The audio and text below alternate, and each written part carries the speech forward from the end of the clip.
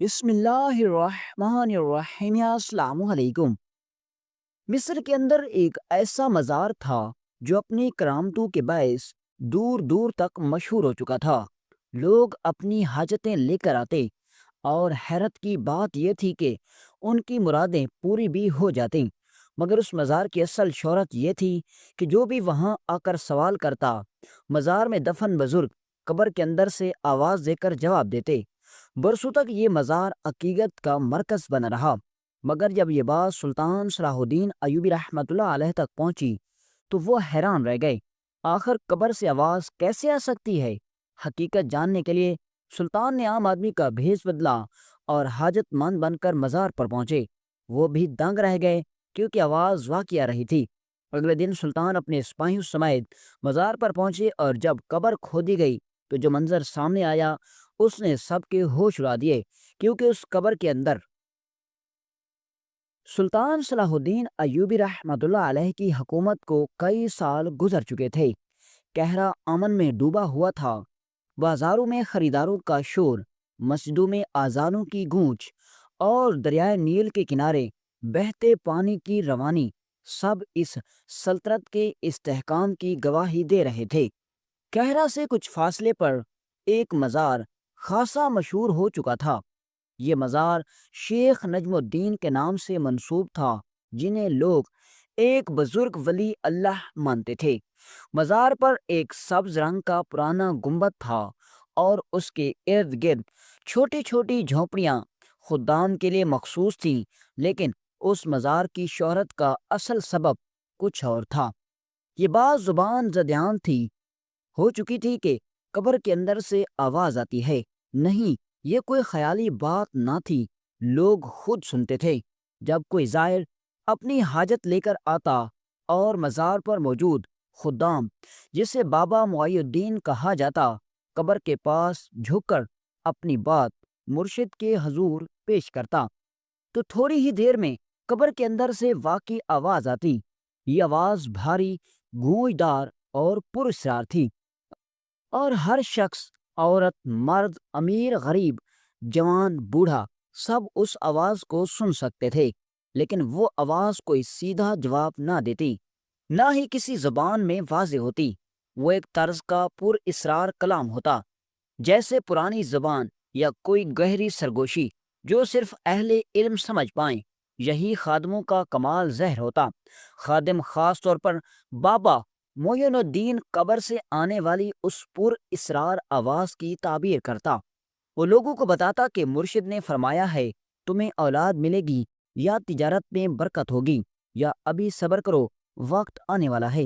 یوں زائر کی حاجت مرشد کی اجازت سے پوری ہونے لگتی، یا کم از کم لوگ یہی سمجھتے۔ ہر ہفتے کے جمعرات کو یہ مزار زائرین سے بھر جاتا، نذرانے دیے جاتے، چادریں چڑھائی جاتی اور نیل کے پانی سے وضو کر کے لوگ اپنی دعائیں قبر کے پاس لے آتے اور سکے بھی ڈالتے۔ ایک عجیب سا رعب، ایک خوف اور ایک امید اس مقام کو گھیرے ہوئے تھی، لیکن یہ سب اس ناج پر پہنچ چکا تھا کہ کچھ سادہ دل لوگ اللہ کی بجائے قبر سے امید لگانے لگے تھے، اور ادھر قہرہ کے قلعے میں بیٹھے سلطان صلاح الدین ایوبی رحمۃ اللہ علیہ کو اس مزار کی خبر ملنے ہی والی تھی۔ قہرہ کے عظیم قلعے میں جہاں نیلے سنگ مرمر کی ٹھنڈی چھتوں تلے دربار سجا کرتا تھا، سلطان صلاح الدین ایوبی رحمۃ اللہ علیہ اس دن حسب معمول اہل علم، مشیروں اور سپہ سالاروں کے ساتھ مملکت کے معاملات پر غور کر رہے تھے۔ دربار میں ایک خاص خاموشی اور نظم ہوتا تھا، مگر اسی سکون کو توڑتی ہوئی ایک پگڑی باندھے گرد و غبار میں لت پت مسافر نے ہی گزارش کی، جھک کر سلام کیا اور سانس بحال کرتے گزارش کی، یا سلطان معظم، ایک عجیب ماجرا سننے میں آیا ہے۔ قہرہ کے مغربی گاؤں میں ایک قبر ہے جو بولتی ہے۔ یہ سنتے ہی دربار میں ہلکی سی سرگوشی کی لہر دوڑ گئی، مگر سلطان کی نظریں گہری ہو گئیں۔ کیا مطلب؟ قبر بولتی ہے؟ سلطان نے سپاہی کو اشارہ کیا کہ قریب آئے۔ مسافر نے تفصیل بیان کی کہ کیسے لوگ اس مزار پر جا کر دعائیں مانگتے ہیں اور قبر سے آواز آتی ہے۔ ایسی آواز جو ہر کوئی سن سکتا ہے، لیکن اس کا مطلب صرف وہی خادم سمجھتا ہے جو مزار کا نگران ہے۔ سلطان نے کرسی پر پیچھے ٹیک لگا لی، داڑھی پر ہاتھ پھیرتے ہوئے گہری سوچ میں ڈوب گئے۔ ان کی آنکھوں میں وہی تجسس جھلکنے لگا جو انہیں صلیبیوں کے گڑھ تک لے گیا تھا۔ اللہ کے بندوں کو قبر کی بجائے اللہ سے مانگنا چاہیے، سلطان نے آہستہ سے کہا، مگر درباریوں نے سن لیا۔ پھر انہوں نے حکم دیا کہ اس مزار کی حقیقت جاننے کے لیے کسی کو بھیجا جائے، مگر دل کے کسی کونے میں ایک اور فیصلہ پک رہا تھا، ایسا فیصلہ جو صرف ایک مرد مجاہد ہی کر سکتا تھا۔ وہ خود بھیس بدل کر اس مزار پر جائے گا۔ رات کی تاریکی کہرا پر اتر چکی تھی، مگر قلعہ سلایہ کے اندر ایک کمرے میں چراغ جل رہا تھا، اور اس کی زردش روشنی میں سلطان صلاح الدین ایوبی رحمۃ اللہ علیہ خاموشی سے فقیرانہ لباس پہنے آئینے کے سامنے کھڑے تھے۔ نہ وہ ریشمی خلات، نہ سونے کی کمر بند، نہ سپہ سالاروں کا جھومر، بس سادہ سا جوبا، کندھے پر بوسیدہ چادر اور سر پر معمولی سی پگڑی۔ خادم خاص نے تعجب سے پوچھا، یا سلطان، کیا واقعی آپ خود جائیں گے؟ سلطان نے مختصر جواب دیا، جس حقیقت میں اللہ کا نام دب جائے اس کا پردہ میری آنکھوں کے سامنے برداشت نہیں۔ وہ رات کی خاموشی میں قلعے کے پچھلے دروازے سے نکلے، گھوڑا نہیں لیا، پیدل چلے تاکہ کوئی پہچان نہ پائے۔ صبح کے وقت سورج ابھی نرم تھا جب سلطان اس گاؤں کے کنارے پہنچے جہاں شیخ نجم الدین کا مزار تھا۔ مزار کے ارد گرد راش تھا، لوگ آ رہے تھے، کچھ نظر نیاز لائے تھے۔ سلطان نے ایک سادہ سا دیہاتی کا انداز اپنایا، آہستہ آہستہ مجمع کے بیچ داخل ہوئے۔ مزار پر موجود خدام کو کیا معلوم تھا کہ جس شخص نے ننگے پاؤں، جھکی کمر اور خاموش آنکھوں سے قبر کی جانب بڑھنا شروع کیا ہے، وہی وہ سلطان ہے جس کے نام سے صلیبی لرزتے تھے۔ سلطان نے مزار کے قریب پہنچ کر ہاتھ باندھے جھک کر عاجزی سے کہا، اے مرشد، میری شادی کو 2 برس ہو چکے ہیں مگر اولاد نہیں ہوئی، کیا کوئی دعا ہے؟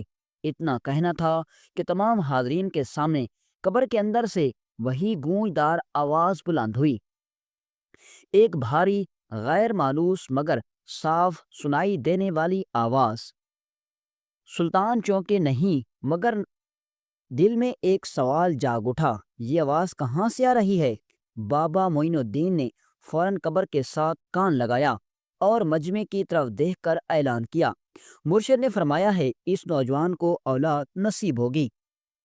یہ وہ لمحہ تھا جب سلطان کے دل میں پہلی چنگاری اٹھی کہ معاملہ کچھ اور ہے، اور جب سلطان نے قبر کے قریب ایک چھوٹا سا سوراخ دیکھا تو ان کی آنکھوں میں وہی شعلہ لو دینے لگا جو حق و باطل کے درمیان پردے چاک کرنے والوں کی آنکھوں میں روشن ہوا کرتا ہے۔ مغرب کی اذان کے بعد آسمان پر اندھیرا چھا گیا تھا، مگر سلطان صلاح الدین ایوبی رحمۃ اللہ علیہ ابھی تک اسی فقیرانہ لباس میں مزار کے آس پاس ہی منڈلا رہے تھے۔ ان کی نظریں دن میں دیکھے گئے اس چھوٹے سے سوراخ پر جم گئی تھیں جو قبر کے پہلو میں زمین کے قریب تھا، اتنا باریک عام نظر سے چھپ جائے مگر ایک مجاہد کی آنکھ اسے نظر انداز نہیں کر سکتی تھی۔ جیسے ہی رات گہری ہوئی اور زائرین واپس جانے لگے، سلطان جھاڑیوں کے پیچھے دبک کر بیٹھ گئے، ان کے ہاتھ تلوار کی مٹھی پر، مگر چہرہ مکمل سکون میں ڈوبا ہوا۔ آسمان پر چاند چھپ گیا، خادم چراغ بجھا کر اپنی جھونپڑی میں چلے گئے، اور اب مزار کے صحن میں سناٹا تھا، سوائے جھینگر کی آواز اور نیل کی مدھم ہوا کے۔ پھر اچانک سلطان نے دیکھا کہ بابا معین الدین چپکے سے قبر کے قریب آیا اور سوراخ کے پاس زمین پر بیٹھ کر ہاتھ سے مخصوص اشارہ کیا۔ لمحے بھر بعد قبر کے اندر سے اب وہی گونجدار آواز ابھری، مگر اس بار سلطان کا چہرہ ساکت نہیں رہا، کیونکہ انہوں نے آواز کے ساتھ ہی سوراخ کے اندر ایک ہلکی سی روشنی کی جھلک دیکھی، اور پھر کسی انسان کی گردن اور ہونٹ ہلتے ہوئے صاف دیکھے۔ سلطان کے دل میں اب شک باقی نہ رہا، یہ کوئی ولی اللہ کی روح کی صدا نہیں تھی بلکہ انسانوں کا کھیل تھا۔ سلطان آہستگی سے اٹھے اور دل میں اللہ سے دعا کی، یا رب تو گواہ رہنا، اب یہ پردہ اٹھانا تیرا بندہ اپنا فرض سمجھ کرے گا۔ اور وہیں بیٹھے بیٹھے سلطان نے اگلے دن کا منصوبہ ترتیب دے دیا، جس میں وہ صرف فقیر نہیں رہیں گے بلکہ سلطان خود سامنے آئے گا اور سچائی کا پردہ سب کے سامنے چاک کرے گا۔ جمعرات کی صبح مزار پر عقیدت مندوں کا ہجوم تھا، ہر طرف پھول، دودھ، چادریں اور سوالوں سے بھری نگاہیں۔ اسی بھیڑ میں خاموش فقیر بھی موجود تھا، جس کی آنکھیں قبر سے زیادہ ان خادموں کی حرکات پر گڑی تھی۔ یہ کوئی عام فقیر نہ تھا، بلکہ خود سلطان صلاح الدین ایوبی رحمۃ اللہ علیہ تھے، جو حقیقت کو بے نقاب کرنے آئے تھے۔ جب ان کی باری آئی تو حسب دستور قبر کے قریب جا کر بولے، اے مرشد، میری حاجت پوری ہو۔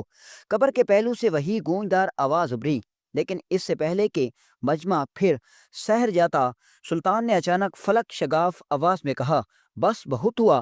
لوگوں کے دل دھک سے رہ گئے، اور سلطان نے پگڑی اتار کر جب اپنا چہرہ ظاہر کیا تو پورا مجمع حیرت سے ساکت ہو گیا۔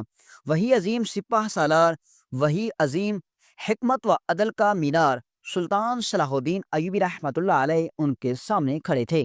اسی لمحے جھاڑیوں، مجمع اور خادمانہ لباسوں میں چھپے سپاہی نکل آئے، تلواریں چمک اٹھیں اور تمام خدام کو قابو میں لے لیا گیا۔ شور مچ گیا، لوگ رونے لگے، خدام دعائیاں دینے لگے، سلطان معظم، ہم نے کیا گناہ کیا؟ سلطان نے کسی کے فریب میں آئے بغیر حکم دیا، کدالے لے آؤ، اس قبر کو کھودو۔ مجمع میں بوچال آ گیا، کچھ لوگ گھٹنوں کے بل گر پڑے، کچھ چیخنے لگے، یہ تو ولی اللہ کی قبر ہے۔ سلطان نے نہایت جلال سے فرمایا، اگر یہ ولی اللہ کی قبر ہے تو سچ سامنے آنے سے کیوں ڈر رہے؟ مزدور آئے، مٹی ہٹنے لگی اور تھوڑی ہی دیر میں ایک مضبوط لکڑی کا تختہ نظر آیا، جیسے کسی نے بہت سنبھال کر چھپایا ہو۔ تختہ ہٹایا گیا تو نیچے کا منظر ایسا تھا کہ سانسیں رک گئیں۔ ایک شخص قالین پر آرام سے بیٹھا تھا، ہوش میں زندہ، ہاتھ میں وہی ساز جو آواز پیدا کرتا تھا۔ سلطان نے لوگوں سے مخاطب ہو کر فرمایا، یہ وہی قبر ہے جو تمہیں رب سے جوڑنے کی بجائے انسانوں کے قریب سے باندھ رہی تھی۔ یہ وہ ہے تماشا جو توحید کے پردے میں چھپا ہوا شرک تھا۔ لوگ لرز گئے، آنکھوں سے عقیدت کے پردے ہٹنے لگے، کچھ زور و قطار رونے لگے۔ سلطان نے انکشاف کیا کہ اصل بزرگ کا جسم مبارک یہاں سے غائب کر دیا گیا تھا، اور ان خداموں نے قبر کے نیچے سرنگ بنا کر یہاں جعلی بازیگر بٹھایا، جو رات کے وقت آتا اور دن کے وقت نکل جاتا، اور اسی سارے فریب کو کرامت کا نام دیا جاتا۔ سلطان نے قبر کو بند کروا کر مزار کو ریاستی تحویل میں دے دیا اور اعلان فرمایا، یاد رکھو، قبریں خاموش ہوتی ہیں، صدا صرف رب کی آتی ہے، اور حاجت روائی صرف اسی کے در سے ہوتی ہے۔ اس دن نہ صرف ایک فریب کا پردہ چاک ہوا، بلکہ ہزاروں دلوں سے اندھی عقیدت کے پردے ہٹ گئے۔ سلطان صلاح الدین ایوبی رحمۃ اللہ علیہ کی بصیرت، عدل اور توحید پر یقین نے ایک ایسی اصلاحی چنگاری روشن کی جس کی روشنی برسوں تک پھیلتی رہی۔